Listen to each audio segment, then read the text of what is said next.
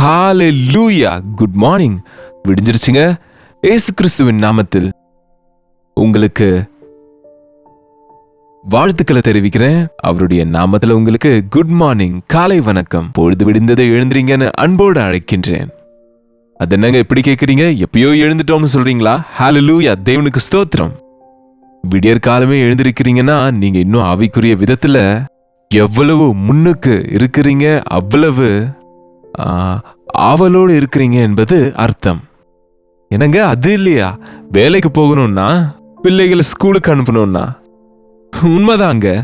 உலகத்துல நமக்கு வேலை இருந்தா ஃப்ளைட்டை பிடிக்கணும்னா, ட்ரெயினை பிடிக்கணும்னா விடியற் காலமே எழுந்துருவோம் அல்லது இரவு தூக்கத்தை விட்டுடுவோம். ஆனா தேவ சமூகத்துல ஒரு ரெகுலரா விடியற் காலமே எழும்பி ஜெபிக்கணும்ன்ற ஆர்வம் நமக்கு உண்டாகலன்னா ஆவிக்குரிய விதத்துல நம்ம எங்கேயோ சரியில்லைன்னு அர்த்தங்க. ஜான் வெஸ்லி என்ற பக்தர் 4 மணிக்கு விடியற் காலமே எழுந்திருவாராம். 7 மணிக்கெல்லாம் தனிப்பட்ட ஜபத்தை முடித்துவிட்டு வேத தியானத்தை முடிச்சு 7 மணிக்கெல்லாம் குதிரை ஏறி, அந்த நாட்கள்ல வேற வாகனங்கள் இல்லை, குதிரையின் மேல சவாரி செய்து அநேக பட்டணங்கள் சுற்றி சுவிசேஷத்தை அறிவிப்பாராம். இன்றைக்கு நம்ம ஒரு ஒழுங்க கற்றுக்கொள்ளும் போது ஆசீர்வதிக்கப்படுவோங்க.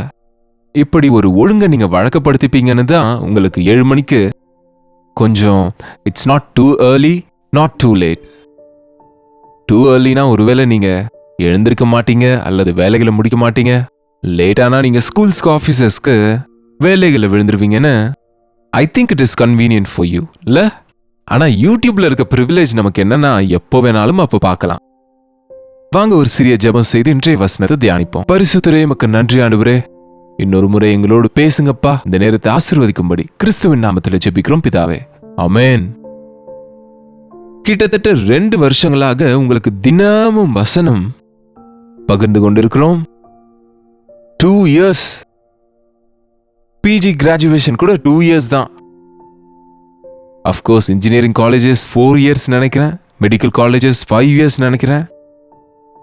அவங்க ஒன்றுமே தெரியாத சூழ்நிலையில காலேஜில் சேர்ந்த பிறகு 4 years முடிவதற்குள்ள அல்லது 5 years முடிக்கிறதுக்குள்ள நல்ல தேர்ந்தவர்கள் ஆகிறாங்கல்ல அந்த ஃபீல்டில். மெடிக்கல் ஃபீல்டு அல்லது engineering field, hardware or software ஃபீல்ட்ஸில் அவங்க கம்ப்யூட்டரில் கை தேர்ந்து போகிறாங்க. ஏன்னா தே ஆர் லேர்னிங். கேட்கிறாங்க, படிக்கிறாங்க, எக்ஸாம்ஸ் எழுதுறாங்க. அவங்க தெரியாமலேயே பெரிய ஞானத்தை அந்த பகுதியில பெற்றுக்கொள்றாங்க. சரி, 2 வருஷத்துக்கிட்ட நம்ம சிலர் சின்ன வயசுல இருந்து கேட்டுக்கொண்டு இருக்கிறோம். 2 வருஷங்கள் இல்ல, 20 வருஷமா கூட வசனத்தை தியானித்து கொண்டு இருக்கிறவங்க இருக்கிறாங்க. ஆனா தேவ வசனத்தை கேட்கும் போது, வாசிக்கும் போது, தியானிக்கும் போது, இத்தனை வருஷங்களா ஆண்டவரை பின்பற்றும் போது என்ன உண்டானது? நமக்குள் நாங்கள் எவ்வளவு பெருக்கம் அடைந்தோம், ஆசீர்வாதம் பெற்றோம், தேவன் ஆசீர்வதித்தார், அதை கொடுத்தார், இதை கொடுத்தார் என்று சொல்லுவாங்க. நல்லதுதான் கொடுப்பாரு. ஆனா உங்களுக்குள்ள, உங்க வாழ்க்கையில, உங்க நடக்கையில, உங்க வார்த்தையில, உங்க இருதயத்தில் மாற்றம் வந்ததா? ஏதாவது மாற்றம் உண்டானதா? அதே சுபாவம், அதே வாழ்க்கையில உள்ளுக்குள்ள நீங்க இருக்கிறீங்கன்னு சொன்னா உங்க பக்தி உண்மையானது கிடையாது. நீங்க உண்மையிலேயே உபதேசங்களை, வசனங்களை கேட்கலன்னு அர்த்தங்க. கதைகளாக கேட்குறீங்க, சம்பவங்களா கேட்குறீங்க, உங்களுக்கு பிடிச்சதை மட்டும் கேட்குறீங்க. ஆனா வசனம் உங்களில் கிரியை நடத்தும்படிக்கு நீங்க அங்கீகரிக்கிறது இல்லை.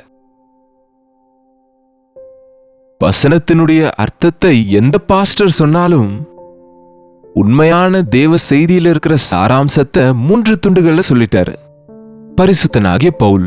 பாருங்க, தீமோத்தேயுக்கு எழுதின 1 நிருபம் 1 அதிகாரம் 5 வசனம்.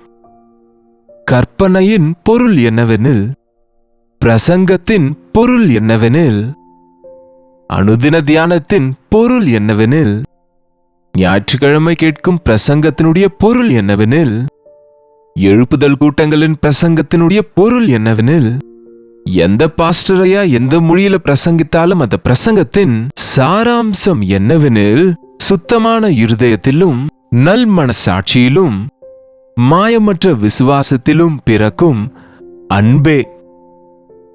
என்ன அதனுடைய அர்த்தம்? சுத்த இருதயம், நல்ல மனசாட்சி, மாயமற்ற விசுவாசம், அன்பு.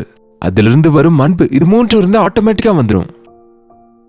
தேவனுடைய வார்த்தையை கேட்கும்போது நாம ஏதோ கொஞ்சம்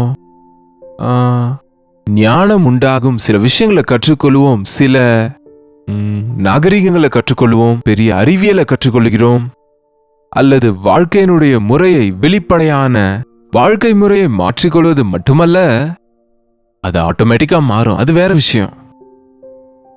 ஆழ்மனதுக்குள்ள, இருதயத்துக்குள்ள மாற்றம் வரணும். சுத்தமுள்ள இருதயத்தை நேசிக்கிறவங்களா மாறணும். சுத்த இருதயம் இல்லாம வாழ்கிற வாழ்க்கை கிறிஸ்தவ வாழ்க்கை இல்லைங்க.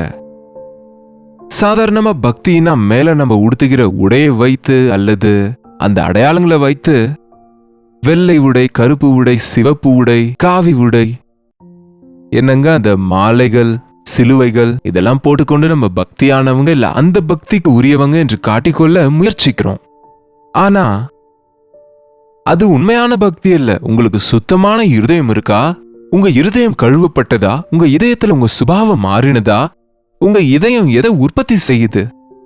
வசனம் சொல்லுது, எல்லாவற்றை விட இருதயம் கோரமான வியாதி உள்ளது, மோசம் செய்கிறது. அதை புரிந்து கொள்ளுகிறவன் யார்? ஒன்லி தேவனுடைய வசனத்தை கேட்கும்போது மட்டும்தான் நம்ம இதயத்தின் நிலைமையை உணர முடியும்.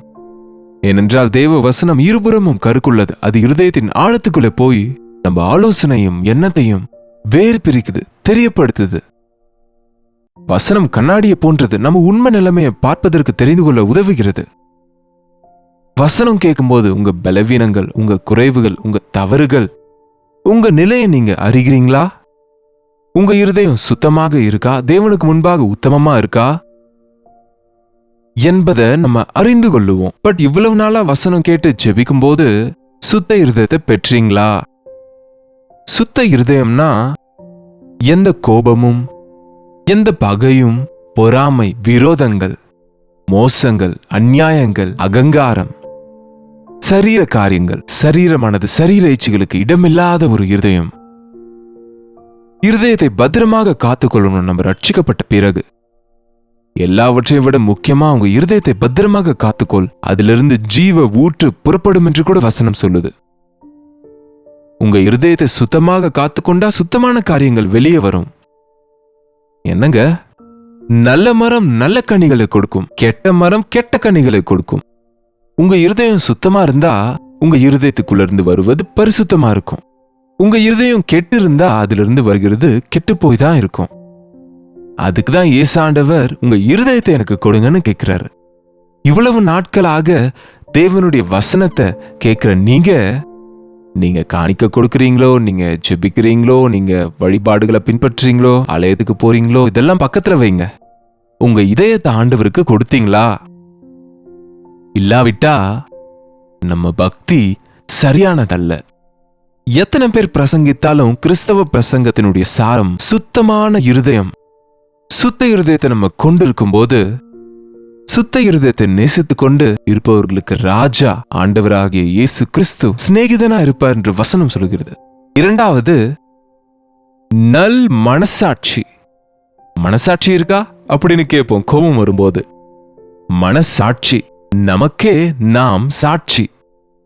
நம்முடைய ஆழ்மனதுக்குள்ள நம்ம மனசாட்சி சரீரத்துல எங்க இருக்கோ சொல்ல முடியாதானா? நம்ம மனசாட்சி வேலை செய்து கொண்டு இருக்கும். நம்ம தப்பு செய்யும் போது நம்ம மனசாட்சி எச்சரித்து கொண்டு இருக்கும். நம்ம தவறு செய்யறோம்னு நம்ம குத்திக்கொண்டே இருக்கோம். இருக்கா அந்த உணர்வு உங்களுக்கு? முக்கியமா தேவ வசனம் கேட்கும்போது நம்முடைய மனசாட்சி விழித்து கொள்ளும், எழுச்சியை பெறும். அநேகர் அவங்களுடைய மனசாட்சிய தூங்க விட்டுடுறாங்க. இந்த போதைப் பொருட்களை எடுத்துக்கொள்கிறவங்க மனசாட்சி வேலை செய்யாதுங்க. இன்னும் சிலர் பாவத்தை, கெட்டதை பழக்கமாக செய்கிறவங்களுக்கு 4-5 முறை மனசாட்சி சொல்லும், பின்பு சைலண்ட் ஆயிடும். செத்த மனசாட்சி உடையவங்க அநேகர் இருக்கிறாங்க. இனி அவங்களுக்கு அந்த மனசாட்சியே கிடையாது. எப்படி வேணா அப்படி நடந்து கொள்வாங்க. அவங்க எவ்வளவு தவறு செய்தாலும் கூட அந்த தப்பு போல தெரியாது. அப்படிப்பட்ட நிலைமையில வசனம் நம்மை ஒளிர செய்யும். மனுஷனுடைய ஆவி கர்த்தர் தந்த தீபம், துன்மார்க்கனின் தீபமோ இருளிலே அணைந்து போகும். வெளிச்சம் இருக்கும்போதுதான் எது என்னன்னு நம்ம தெரிந்து கொள்ள முடியும். இருட்டில் இருக்கும்போது எல்லாம் ஒரே போல இருக்கும். பாம்பு எதுவோ கயிறு எதுவோ தெரியாதுல்ல.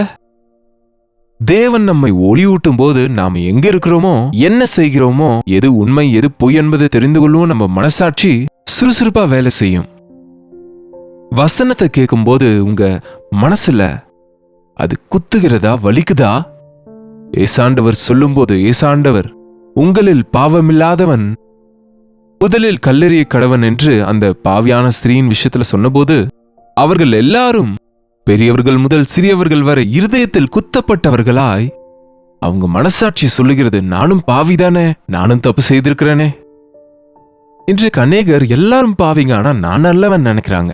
நான் கொஞ்சம் நல்லவன், நான் சிறிய பாவி, அவங்க பெரிய பாவின்னு சொல்லுவாங்க பாருங்க. அது சரியில்லைங்க. பாவி பாவியே. உங்க மனசாட்சி சுறுசுறுப்பா இருக்கும்போது நீங்க சொன்ன சின்ன வார்த்தை கூட, பொய் கூட உங்களை உணர்த்தும், உங்களுக்கு வலிக்கும். நல் மனசாட்சி. பேதுரு போதித்த போது அவங்க கேட்டவர்கள் அவர்கள் மனசாட்சியில குத்தப்பட்டு ஏற்றுக்கொண்டு, ஐயா ரட்சிக்கப்படுறாங்க, என்ன செய்யணும்னு கேட்டாங்க. வசனத்தை கேட்ட பின்பு, ஆண்டவரே நான் சரியில்லை என்று நீங்க ஜெபிக்க முடியுதா? உங்க மனசாட்சி உங்களை உணர்த்துதா? தப்பு தப்பு இல்லை என்றதை நீங்க உணர்ந்து கொள்றீங்களா? உங்க தவறை நீங்க அறிய முடியுதா? உங்க இருதயத்தின் நிலைமையை நீங்க அறிய முடியுதா? மனசாட்சியின் கடிந்து கொள்ளுதலுக்கு கீழ்ப்படுகிறீங்களா? அதுதாங்க ஆவிக்குரிய வாழ்க்கை. வசனம் கேட்கும் போது எந்த நாளுக்கு அந்த நாள் நம் மனசாட்சி நம்மை உணர்த்தும் போது நம்ம ஒத்துக்கொண்டா ஆண்டவரின் இரத்தத்தில் கழுவப்படுகிறோம், சுத்த மனசாட்சியை காத்துக்கொள்கிறோம். மாயமற்ற விசுவாசம் ஏதோ லாபத்துக்காக ஆண்டவரை நம்புவது அல்ல. மாயமற்றதா ஆண்டவரை விசுவாசிப்பது. ஆண்டவர் செய்வார், நிபந்தனைகள் இல்லாத ஃபெய்த். அவர் செய்தா இதை செய்வேன், அவர் செய்ய முடிஞ்சா பார்ப்போம் என்பது போல சவால் விடுவாங்க. தேவையில்லை. என் இயேசு எனக்கு நன்மையை தவிர தீமை செய்ய மாட்டார் என்ற விசுவாசம். கேள்வியினாலே விசுவாசம் உண்டாகும். வசனம் கேட்கும் போதே உங்களுக்குள்ள இந்த மாற்றம் உண்டாகணும். சுத்த இருதயம் வரணும், நல் மனசாட்சி வரணும். விசுவாசத்துல நீங்க வளர்ச்சி அடையணும். எப்போது நம்ம சுத்த இருதயத்தை பெறுவோமோ, நல் மனசாட்சி பெறுவோமோ, தேவனுக்குள்ள விசுவாசத்துல தொடருவோமோ, நமக்கு அதிலிருந்து நமக்கு அன்பு வரும். ஒரு வார்த்தையில சொல்லணும்னா, கிறிஸ்தவ வாழ்க்கையினுடைய சாராம்சமே அன்பு. உங்களுடைய பிறனை நேசிக்க முடியும், உங்க சத்ருவை நீங்க நேசிக்க முடியும், உங்க ஆண்டவரை நீங்க முழு மனதோடு நேசிக்க முடியும். அன்பு சகிக்கும், மன்னிக்கும், சுமக்கும், தாங்கிக் கொள்ளும். கொரிந்தியருக்கு எழுதின 1 நிருபம் 13 அதிகாரம் வாசிங்க. அன்புனா என்னன்னு உங்களுக்கு புரியும். ஏசப்பா பிள்ளைங்க அப்படியாக இருக்கணும்னு இந்த கடைசி நாட்கள்ல நம்ம சுத்த இருதயத்தை காத்துக்கொண்டு, நல் மனசாட்சியை காத்துக்கொண்டு, தேவனிடத்துல விசுவாசத்துல தளராம கிறிஸ்துவின் அன்பை பகிர்கிறவர்களா இருக்கணும்னு ஆண்டவர் ஆசைப்படுறாரு. அப்படிப்பட்ட கிருபைய தேவன் நம்ம எல்லாருக்கும் தருவாராக. ஜெபம். பரிசுத்தரே, அன்புள்ள தகப்பனே, இன்னொரு முறை உம்முடைய சமூகத்துக்கு வருகிறோம் ஐயா. ரொம்ப காலமா உம்முடைய வார்த்தையை கேட்கிறோம். அந்த வார்த்தைகளை எங்க இருதயத்துல வைத்துக்கொள்ள, அந்த வார்த்தையை எங்க இருதயத்துல கிரியை செய்ய, தொடர்ந்து நாங்கள் பரிசுத்தமாக்கப்பட்டு உலக அசுத்தங்களிலிருந்து நீக்கப்பட்டு சுத்த இருதயத்தை காத்துக்கொள்ள உதவி செய்யுங்கப்பா. நல் மனசாட்சி உடையவர்களாய், மனசாட்சியின் கடிந்து கொள்ளுதலுக்கு கீழ்ப்படுகிறவர்களாய், சுத்த இருதயத்தையும் நல் மனசாட்சியும் கொண்டு உம்மை ஆராதிக்கிறவர்களாய் இருக்கவும் உதவி செய்யுங்கப்பா. விசுவாசம் இல்லாத இந்த சந்ததியில் அவிசுவாசிகளின் நடுவே நாங்க வாழும்போது என் ஆண்டவர் இருக்கிறார் என்ற விசுவாசம், என் தேவைகளை அறிந்திருக்கிறார் என்ற விசுவாசம், எனக்காக பரலோகத்தை ஆயத்தப்படுத்தி இருக்கிறார் என்ற விசுவாசம், மாயமற்ற விசுவாசத்தோடு வாழ்கிறவர்களா இருக்கும் உதவி செய்யுங்க ஐயா. அன்பில்லாதவனா இருந்தால் நான் வீண் என்று பவுல் சொன்னது போல, எவ்வளவு பக்தி சடங்குகளை நாங்க செய்தாலும் உம்முடைய அன்பு நாங்க உடையவங்களா இல்லாவிட்டா நாங்கள் வீண் என்று உணர்ந்து எங்கள் இருதயம் முழுக்க கல்வாரி அன்பை நிரப்பிக்கொள்ள அன்பு நிறைந்து வாழவும் அன்பு நிறைந்து இருக்கவும் பிரயாசப்படவும் அந்த கல்வாரி அன்பையும் இந்த உலகத்துக்கு பகிரவும் எங்கள் ஒவ்வொருவருக்கும் உதவி செய்யும்படி கிறிஸ்துவின் நாமத்தில் ஜெபிக்கிறோம் பிதாவே, ஆமென்.